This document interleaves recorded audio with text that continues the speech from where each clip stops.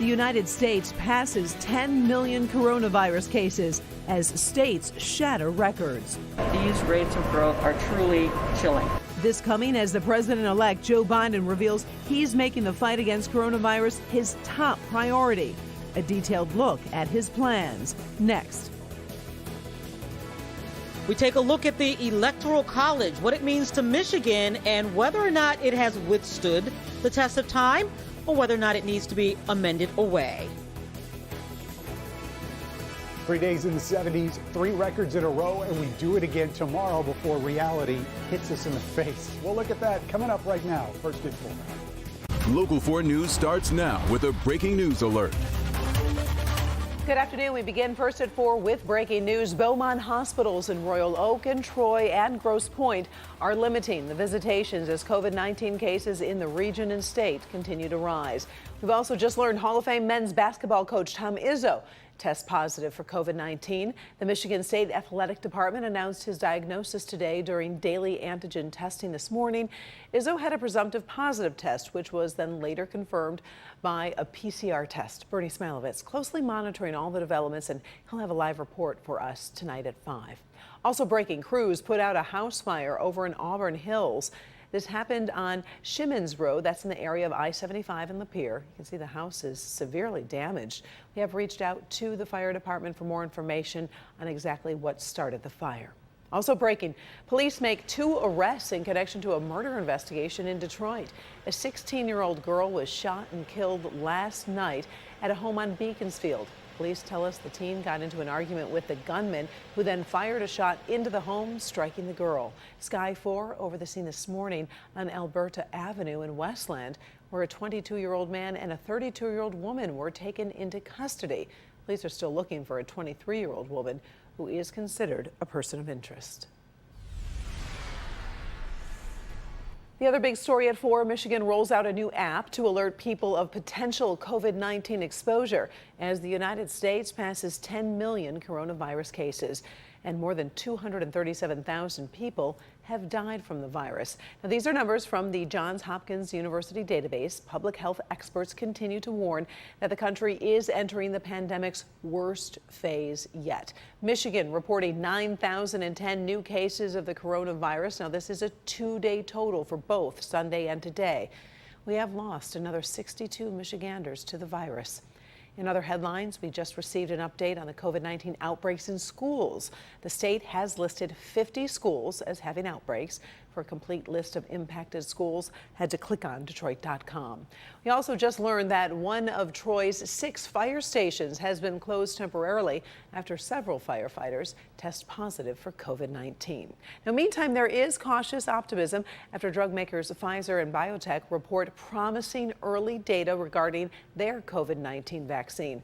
The preliminary analysis shows that the vaccine offers 90% protection. Now, this means that fewer than 10% of infections were in participants who had been given the vaccine. So far, the vaccine has been tested on 43,500 people. No safety concerns have been raised. Pfizer says if the data continues to hold up, the vaccine could be a game changer. 90% is a game changer. 90%, now you are hoping to have a tool in your war against this pandemic that could be significantly effective. I think the vaccine will be available for free to all American citizens. I believe most countries will do the same. We are giving it to the government at quite low price. So I think every American will have access to it. Now, there is still more to learn about the Pfizer vaccine, so this should be viewed again with cautious optimism as the data is preliminary. There are also logistical challenges to distribution.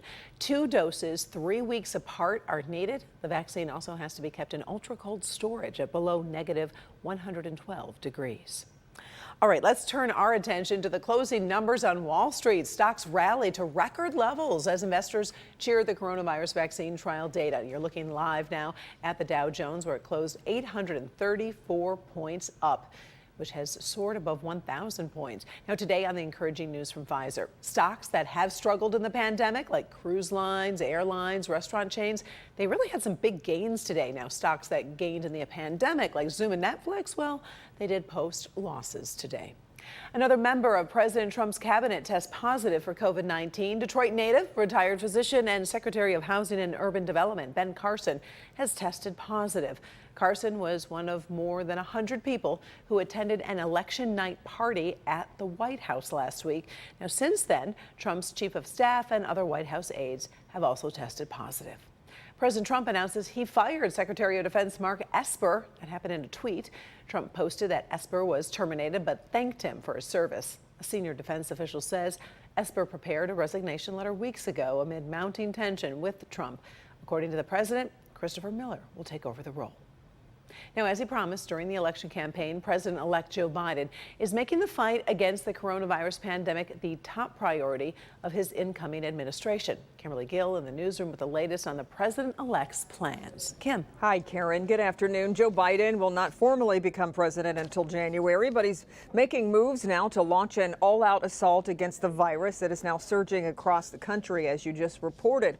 While some disputes continue about the outcome of the election, the president-elect is focusing squarely on the pandemic. President-elect welcomed today's news of a potential promising and effective vaccine, but said the nation is facing a, quote, dark winter of coronavirus spread until a vaccine can become widely available. He's setting up a pandemic advisory board to provide direction for his virus-fighting efforts and plans to step up production of personal protection equipment for frontline workers. Biden said he will follow the science in an effort to control this virus. I will spare no effort to turn this pandemic around once we're sworn in on January 20th. To get our kids back to school safely, our businesses growing, and our economy running at full speed again, and to get an approved vaccine manufactured and distributed as quickly as possible to as many Americans as possible, free of charge. The vice president also repeated his plea for Americans to wear masks in public for the upcoming months, saying tens of thousands of lives could be saved if more Americans wore masks. Meanwhile, the president-elect's team is mapping out its priorities during the transition. As we saw President-elect Biden declare today, controlling and fighting the pandemic will be the top priority.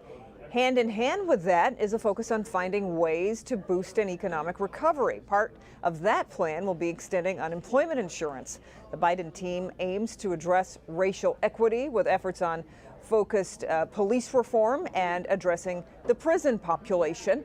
And the president-elect's team will address climate change by focusing on infrastructure projects, transportation programs, and support for the auto industry that he says will have a positive impact on the environment. The president-elect's transition team is waiting for approval to use government funds to do its work, but so far that approval is on hold. In fact, an official in the Government Services Administration, Emily Murphy, who was appointed by President Trump, has not signed off on a letter giving the transition team the go-ahead to start working.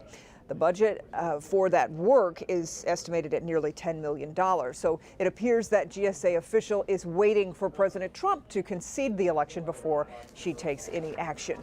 And back here in Michigan, the Trump campaign has suffered another setback in its legal fight against the election results after a court of claims judge rejected the campaign's lawsuit against the Secretary of State to order a stop to vote counting.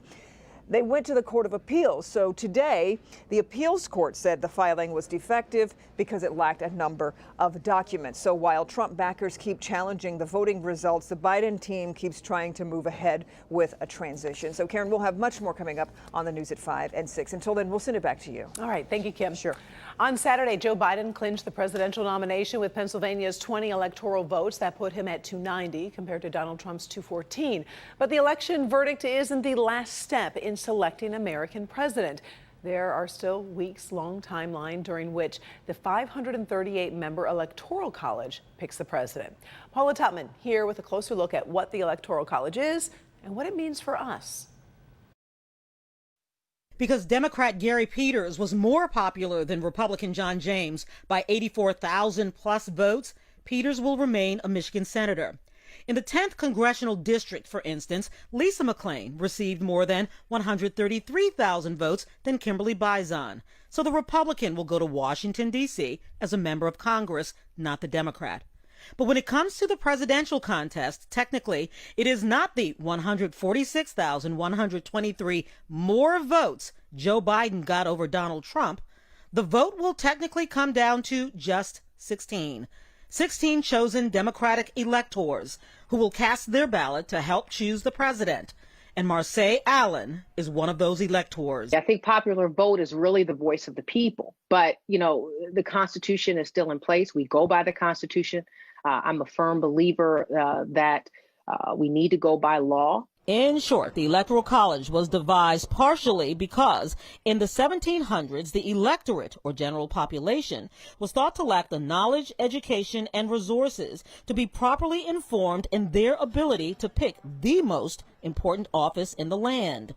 And so the founders of the Constitution reached a compromise to create a weighting system, essentially having voters put all of their votes in one big pot in each state, and whoever wins the pot wins the state and its electors. The framers knew that they wanted democracy. They weren't sure how much they wanted. It does seem incredibly bizarre that if you are a conservative Californian voter, are you being represented? If everything is always coming down to Michigan and Pennsylvania and Florida, who is being left out of that process? Suggested benefits, a slim popular vote is much more difficult for legitimate challenge and recount. The weight of the Electoral College creates a wider margin for a mandate.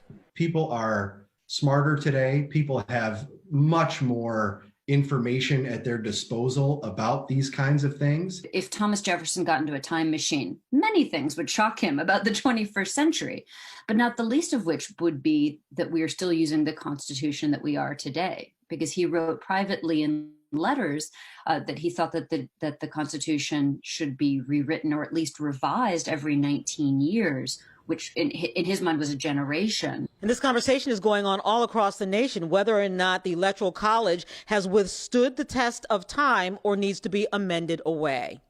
Paula Tutman, Local 4.